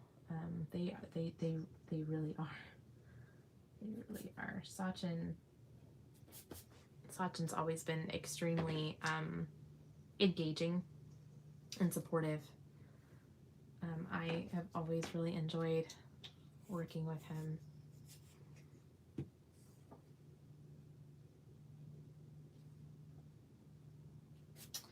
Okay, let's see. What do I want to do next? Let's do his blue shirts. I need a dark blue. Blue is one that I don't always have. Don't always have a good match for. Yeah, it looks like one of the cats that don't have hair. Yeah, it does look like a naked cat, except you can see, like, clearly see, like, there's tufts of hair right there.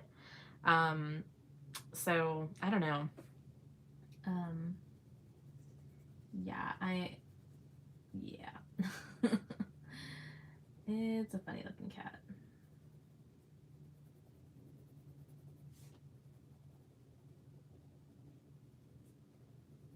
And I'm a little bit freaked out by that cat.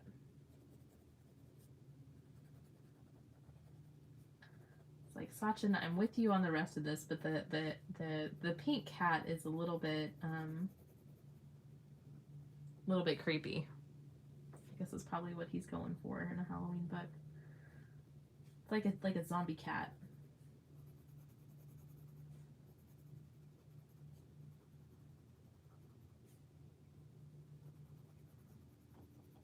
I didn't really assess the picture. So, like, tell me a story about what's happening here, because clearly he's in a room, looks like to be maybe like his house or something.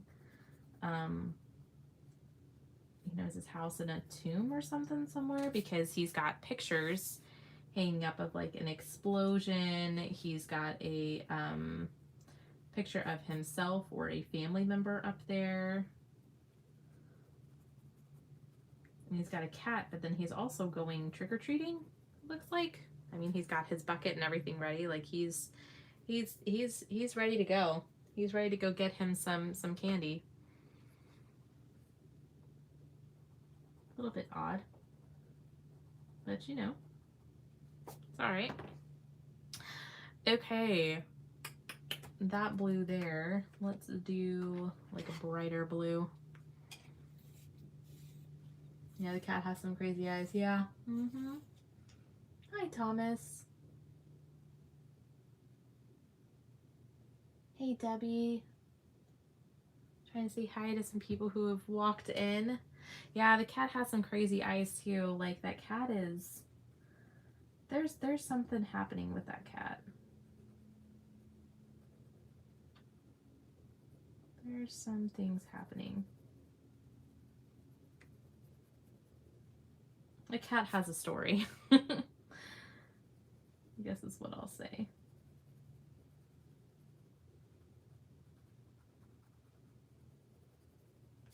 Okay. Let's do that, and then we're going to, I think I know what I'm going to do. I thought about doing some Dragonfly glaze, maybe in some areas of this picture. I don't know.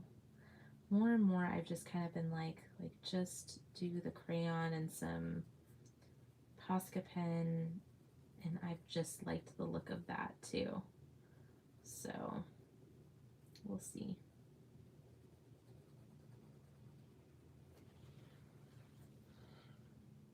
Okay, that's that.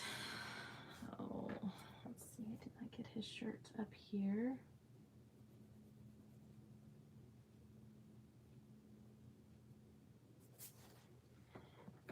Let's do the purple. We're getting close, guys. We're getting real close here. This is supposed to be a purple color. I want to make it look more purple, so I'm going to add a purple crayon. This color here, oh sorry, that lighter blue that I used here was cerulean. The one I used for the darker blue was Pacific blue. This I'm about to use is royal purple. Just like a really deep purple color, because number 12 that's around these frames is supposed to be purple, but it looks really blue because it is a purpley blue marker. I just like that it's very like mid-tone. It's not too light, it's not too dark, it's not, doesn't have too much pink in it.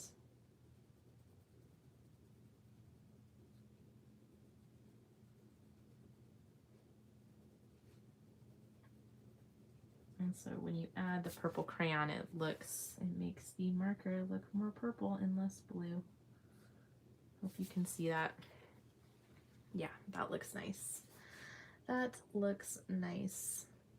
Let's get it centered there. I'm good, Thomas. How are you? He lives in a haunted house, is what Debbie said. Okay, I can get down with that, Debbie. I think that's a good,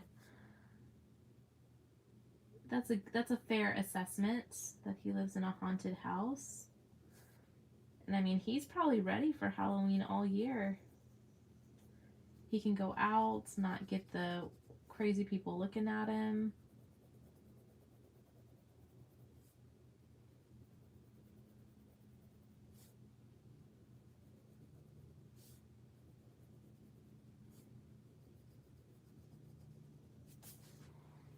Okay, all right, and the last purple I think is here around the big old spider. Okay. All right, so we're getting close. All right, let's do the little bolts on his head. I'm gonna do those a redder color, I think. This is wild strawberry. Wild strawberry is slightly pink, I think. It is. It's a little too pink for me. Mango Tango, is that an orange? It is, but that's a good one. Let's do that. So it's kind of a pinky orange. Kind of looks good with peach. Yeah.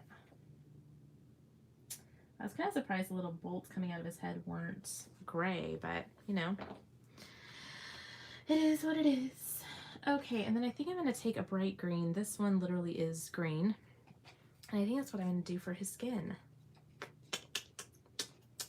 And then we have to make a decision about the cat. We're gonna have to decide what to do with Fluffy. And what color I use for the cat. Maybe the cat is a ghost. Possibly a ghost. Yeah, I feel like that cat's not alive. Like, I do feel like that cat is like a zombie looking cat.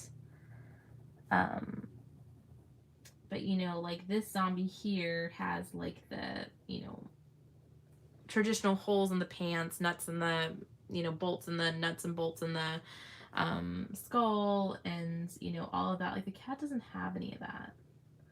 There's no like gory looking scars or, you know, anything like that. Like it's just a kind of pink cat with a collar. I think you did kind of make it look a little creepy with the little red name tag situation there.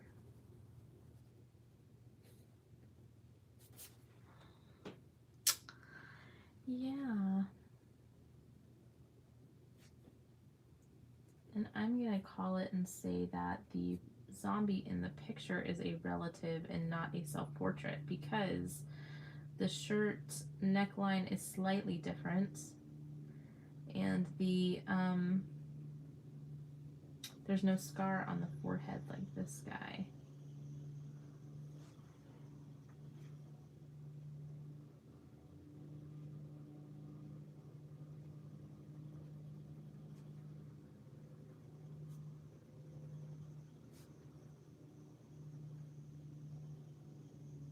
Got an interesting forehead that kind of folds over.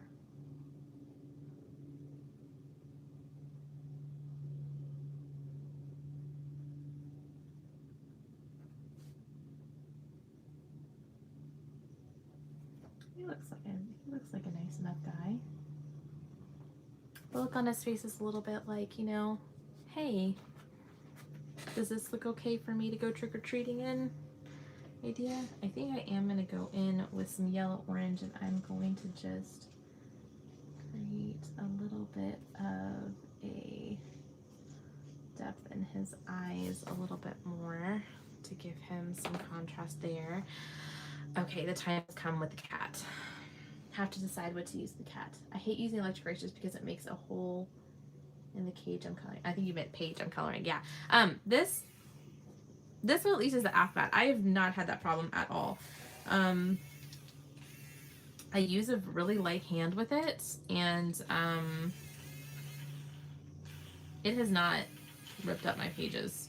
So this one, I don't know if it's the kind you're using or the pressure you're using, Thomas, but this one has been really, really good to me. So I will haul this in my next video, or my next haul video, and put it there. This one has kind of been working very, very well for me. Because like I mentioned before, like crayon is erasable. Sometimes if you're using a really dark color, it will leave a, the crayon will leave a kind of impression or pigment, but certainly it makes it easier to color over. If you color outside the lines, you know, really makes it, really kind of evens it out and corrects your mistake. Okay. With the cat, I either need to lean in on the pink and go pink, or choose like a brown that's like a reddish colored brown. This one is mahogany. Ooh, this is a good one too.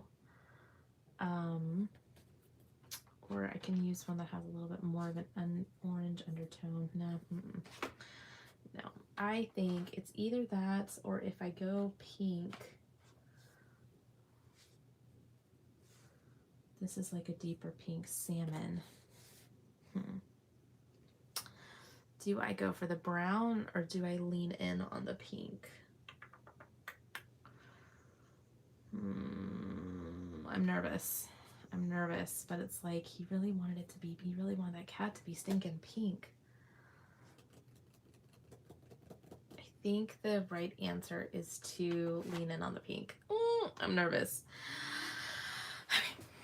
I guess I can erase it and I can come back and redo it if I really feel like I hate it. So, because I like the page this far, like I like how it's turning out. It looks really, really nice. So, all right, here we go, guys. Let's see. Let's see, let's see. Let's see how I feel.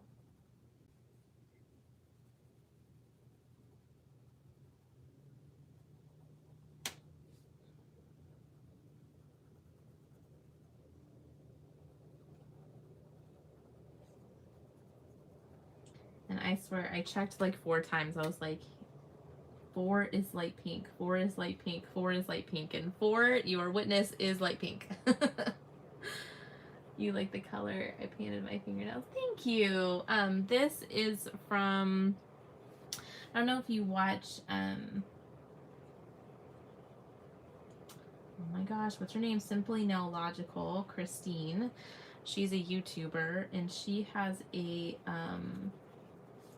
nail polish company called Hollow Taco, and this is from her pastel glitter collection. This is the pink, color, and I don't remember what it's called off the top of my head, but I really like her nail polishes. They are really, really pretty. I was almost tempted, but then I didn't. I have some like darker nail polishes that I usually break out, you know, in the fall and winter times. So I almost painted my nails black. I was like, no, I'm just gonna do something. This is a polish I know that I really like, so I'm gonna do it. I have a lot of Hollow Taco nail polish.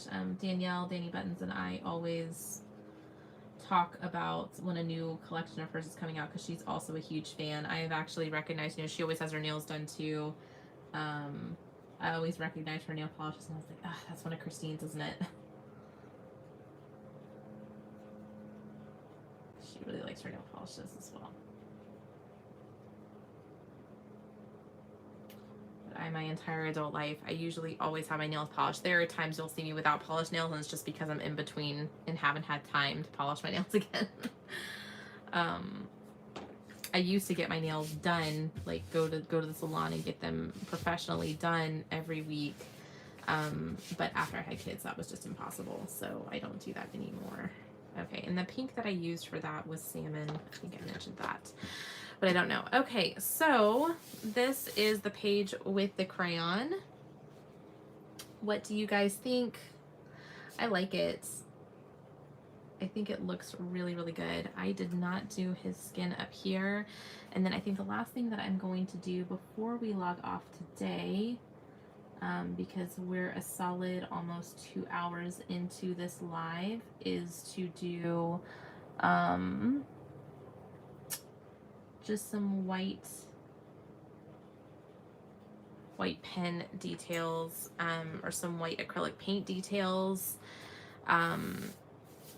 I was going to use my Dragonfly glaze, but I don't know what I would glaze with this. I think it looks good kind of just how it is. So we're going to use my white Posca. Jeanette, you're not allowed nail polish because of your work, sadly. Yeah, when I used to be a bedside nurse, we could not have nail polish. That was rough. Thank you. Thank you, Dawn. Okay.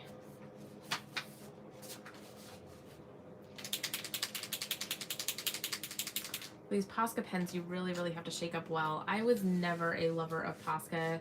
I really preferred to use my white gel pen for the longest time, but white gel pen does not work well over crayon. I have learned this, and so I I've had to get to using my Posca a bit more, and the more that I use it, the more that I absolutely love it. I have the Magicfly markers too, but this white, I mean, is on its last, ends. I have the small Posca as well. I have a tendency now to do the big Posca. Excuse me, I'm sorry for yawning. Okay, but I figure I may use a little bit of both in here. So what do I want to do? What do I want to do? Actually, I may use my little guy. Let's get this wall real quick.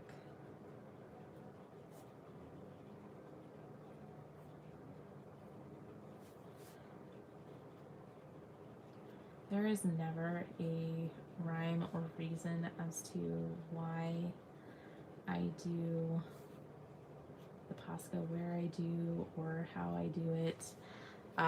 It literally is just adding adding dots to things and lines. The biggest thing with Posca is just in the white highlights is just to not overdo it, because if you overdo it, it just looks overdone. And I definitely have overdone it in some of my pictures. If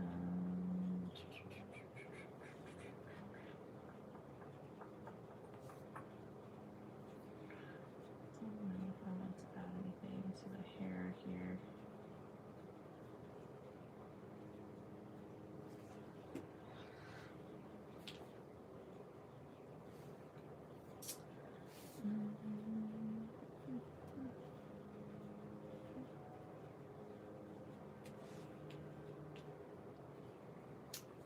Onions.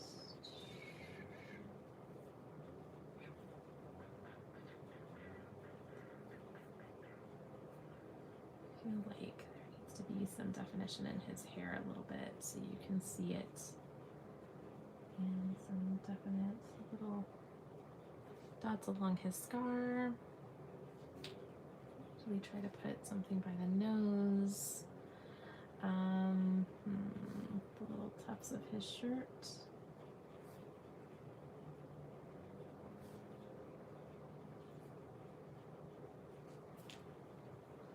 There.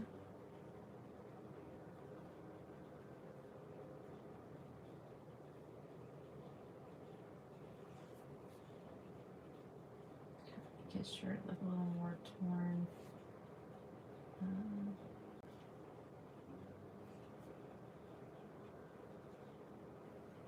buttons, and then let's go down here.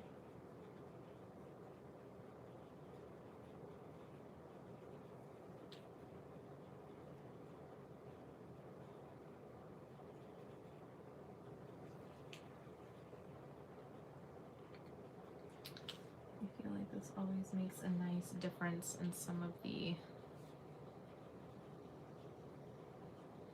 images you do, just to, I mean, just the shading and then the highlights, just to really kind of make the image come forward. Like, it really, really makes the image pop. I'm going to draw the lines on each of the spider webs here.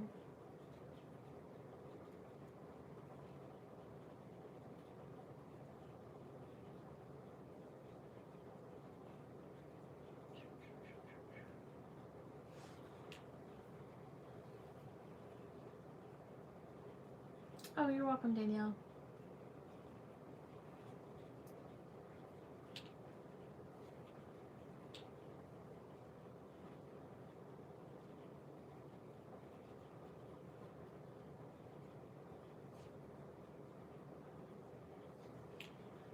Give the spider some eyes.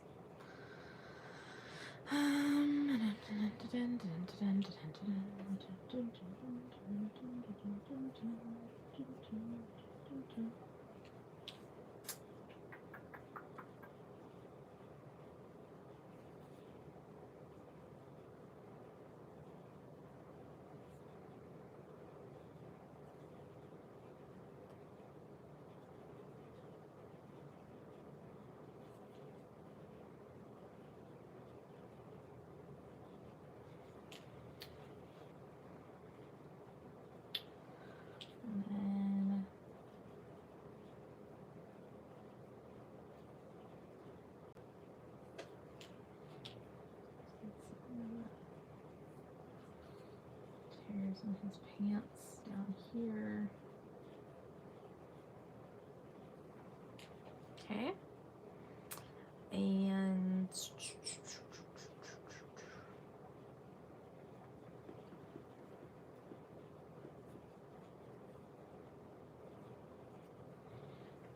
shoes. And then let's do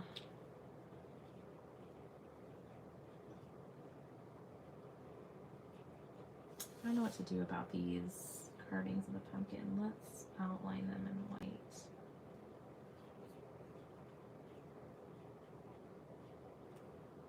To give them a little bit more definition.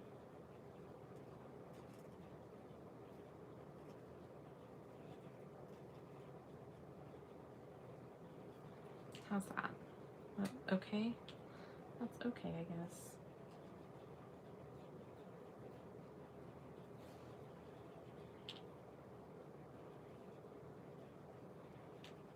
Okay. And then the water here, usually with water, it's good to kind of go around. Do an outline like that.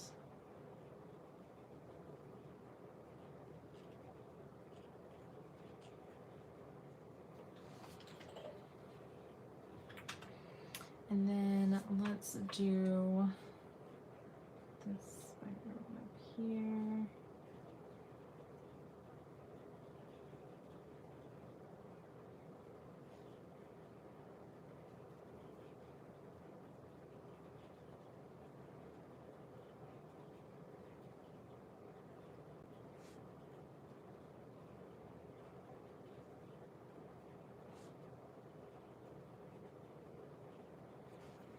Okay, and then let's do the kitty cat, and then I think we're gonna be about done. Somebody's getting sleepy. Is that me? No, I'm not sleepy. I'm just concentrating, if you're asking about me.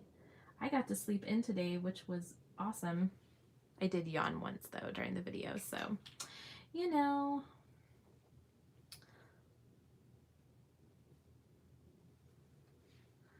I do get sleepy sometimes, too. But I'm just, right now, I'm just really, really concentrating.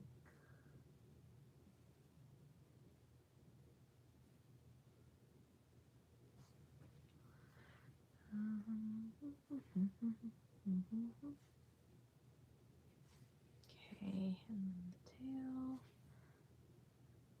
Just accent those nails to make them look nice and ferociously sharp.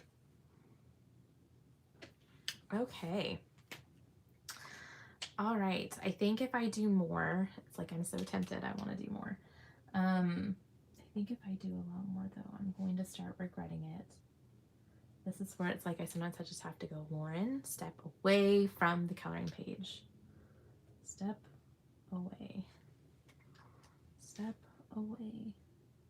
I keep saying that, but I keep not doing that. And I think that is going to be it. Yay. Hi, Callie. First time joining. Thank you. Unfortunately, you're getting here just at the very end. I have finished this page. This is from Sachin Sachdeva's Halloween color by number book. You guys voted and really said that she wanted to see me kind of jazz up a color by number page. So this, I used my Cali Art alcohol markers. I used my Crayola, my trusty 96 Crayola crayons for shading. Whoops.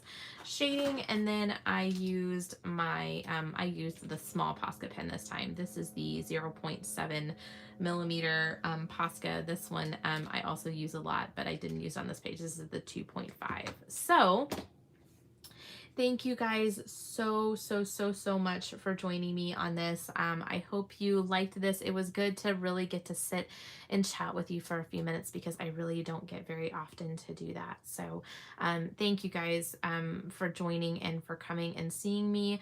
Right after this video, I'm going to go grab something to eat, and then I will be coming back and I will be filming my completed pages for the month of August. So I'm really excited to do that. I really want to get that pushed out at the beginning of this next week for you so you can see all of the beautiful pages that I completed. And I will see you guys again in my next video. Bye, everybody. Now let's see how we stop my live.